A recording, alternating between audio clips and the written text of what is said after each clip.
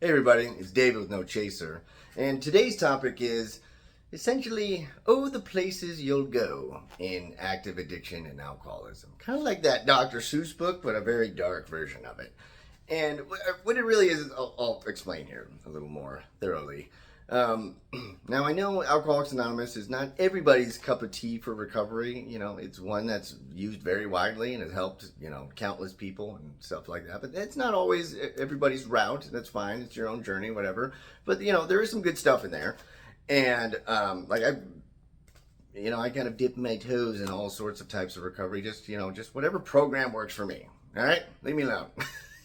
But anyways, so there's a phrase within it where it's talking about essentially where drinking will lead you, or going back out and drinking, relapsing, where it'll lead you, where it has the phrase incomprehensible demoralization, which is just a lot of big words, a lot of syllables, but is a pretty profound phrase, and it's really its meaning. And essentially what it's talking about in that part of the book is just the idea of how essentially you can't imagine how bad it's going to get. And when I think about that, like, sort of my ideas when it comes to that is when I fall into this trap. I have fallen to it a lot in my life. It's very, I mean, here it goes. Basically, I am completely miserable. I've been sober, and I hate everything, and I'm trying to get better, and things just feel like they're not working, and it's like, you know what, I'm gonna relapse, and I know it's gonna be bad. I know it's gonna be bad. I have awareness, folks. I know bad stuff's gonna happen, but I don't care. I'm just forcing this sort of apathy and just this sort of like, I'm gonna do it, and I'll let it come to me, baby. I'll take a licking, and I'll just keep on ticking, hopefully. And every time I've done that, I have always underestimated where it has taken me in my mind, and that's an important distinction I want to make, because if you think about, you can't imagine how bad it will get. You think, oh, the consequences, the sort of tangible consequences, will get worse, as far as they say that alcoholism and addiction is a progressive disease, and it is. Your jail sentence get progressively longer, your health problems get progressively worse, all that stuff. So you can imagine when it said that yeah, your health is going to get worse, you're going to get in more trouble, you're going to get fired from another job, you're going to damage your relationships even more, maybe to the point where they can't withstand it anymore.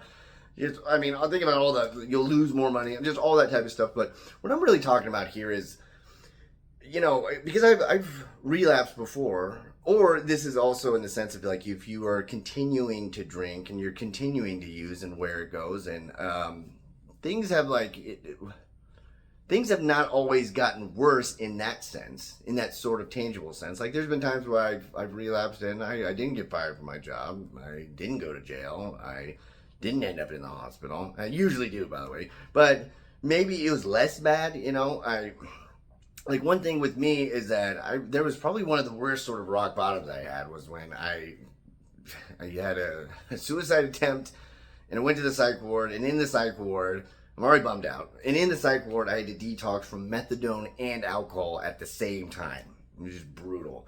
I ended up drinking, I don't know, probably 2 months after that. And then there was one time where I drank for 3 days of relapse, didn't held on to my job, held on to the relationship I was in, and kind of picked myself back up and started some momentum, and I was able to stay sober for over a year. But it's not just about those sort of consequences, in a sense, because that incomprehensible demoralization, just not imagining how bad it'll get, it's new levels of low within your mind. You'll be able to reach new levels of despair, and that's just sort of a pain you didn't know where you were capable of. Again, that really key thing, unimaginable. You can't comprehend how bad it's going to get, even if it's not you sitting in handcuffs or anything, just in places where, I know people that they had said they were never suicidal. Suicide was not remotely in the orbit. It's not in their constitution, just no way. And then over years of continued drinking and using, they got to that place. And there's been times where, honestly, I thought I was suicidal. Like, I didn't want to live anymore. And I was like, okay, this is suicidal. And then I've gotten to darker places. You talk about, like, making plans, like, really considering the gravity of the situation as if it's, like, really on the table. Like, whoa, like a place where I was like, whoa, this is actually, like, a deeper sort of darkness. And again, not because I'm sitting in the hospital or anything, just in my own mind. And it's not just even just the sort of sadness or pain or anything like that. And, you know, these new levels you get to could even be, you know, again, from my own experience, I've been at times before where I'm like, dude, stuff is getting crazy, man. I'm now drinking in the morning, or I'm using every day at work, and just like, this is nuts, man. I'm going crazy. It's like, no. You are living recklessly. But you will go crazy, and you will actually come to know what truly going insane is. And that has happened to me before, where I'm like, okay, this is another level where I'm starting to have breaks with reality. Like, I'm in like a true state of madness where you know, one thing that happens especially is like, if you just start lying all the time, like your life, not only are you living a lie, not only do you have to lie to hide and do all this type of stuff, but then you just start you start lying to lie. You don't even know why. It becomes like pathological. And the thing is that I remember this is like one way that I kind of started going nuts, was that like, if you lie a lot, you have like the lie sort of reality, like the stuff you have to remember. Like, okay, this is not true, but I need to remember this because I got to say I was doing this, or said I did this, or said this happened. But then you're like, okay, but this is reality though. This part, this is the things that actually happened that I remember.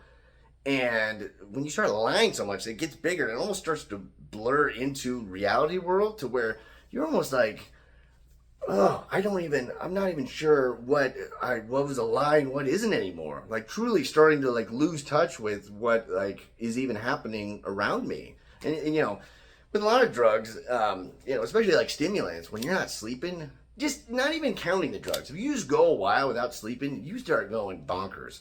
And for me, I don't know why, like with drinking, I would stay up a lot more, and I would sleep maybe like 4 hours, and I started truly going crazy. And just, again, to these levels I did not think were possible. Hit new personal records. And that's one thing where, you know, one thing I say before, or I've said before, is that, you know, the next time relapsing could be fatal. Maybe not necessarily in a sense. Like, one thing is that, you know, for the times of my sobriety that I'm truly grateful for, is even if I failed after it and relapsed and it feels like it was all for naught and it was failure, it really wasn't. My liver enzymes will tell you a different story. Like, that those times, even 3 months here, 6 months there, just those times have at least helped my health a lot. But, you know, in a sense, I knew the times when I go back out, whatever new bender or relapse I start could be fatal, even if my health wasn't falling apart, because I could mentally fall apart. And again, become to that sort of crazy suicidal state of just like, things are so bleak and hopeless in my mind that, you know, I don't need my health to fail. I'll do the job myself. It's kind of dark, but I mean, it's really true. And, you know, that's what I, you know, going back to that phrase being used, the incomprehensible demoralization. Like, you'll get to like the demoralization where you get to a level where it is that hopelessness. You're like, man, we are never getting on the right track. We're just, you know, there's times too, and it's a little mixture of self-pity along with it, where it's just like, my brain's broken. I just, you know, some people were made to get better. Some people have the resiliency, or they have the wherewithal, or whatever, but my brain is just broken. Because in a way, it really was. It was me like prescribing future brain that like is as if it could never get better. But that, you know, and again, this goes back, I think, to the point I really wanted to highlight, is that there's these times where, you know, I'd relapse, and it was this choice, as if like, I know what I'm getting into. Like, I know this is not going to end well. And I would say this with kind of a hubris of like, I'll be able to, you know, take on the punches, and, you know, whatever the sort of shitstorm I'm going to get into, I don't know, we'll deal with it. And it's just like, we will not. He's gonna get nasty. And I've gotten to a certain point where, yeah, there has to be some sort of external intervention to like pull me out of it, where it's like, I'm not able to just drop it myself. And in the prolonged, you know, like the prolonged use, if you haven't gotten sober or clean, or like maybe you haven't given it like a real try, or you tried and it just was so hard you failed right away. Which again, I've totally been there too. And it's it's going down the line, and it's a progressive sort of like malady. But again, we're not just talking about like, oh man, instead of misdemeanors now I'm getting felonies, or instead of like getting in fights with the significant other, now we're talking in terms of like ending it. It's not just that stuff. It's stuff that this happens within your mind. And going to those places, which is again the power and craziness of addiction, is like even being aware of that, or thinking you're aware of that, you may make the choice to start drinking or using again. But again, it feels like, at least for me, I always sold short the sort of negative consequences that were going to come my way. Again, we're not talking about like tangible ones, but we're talking about, I always underestimated how much damage it would do up here. And every time like I got sober or clean again, I stepped away from it. I was like, dude, that was way worse. Like I said, I've had a few times where things weren't that bad and I kind of got back up on the horse, just a few times. But as time goes on, and as like, I don't think that's in the cards ever again. It's almost an exception that proves the rule.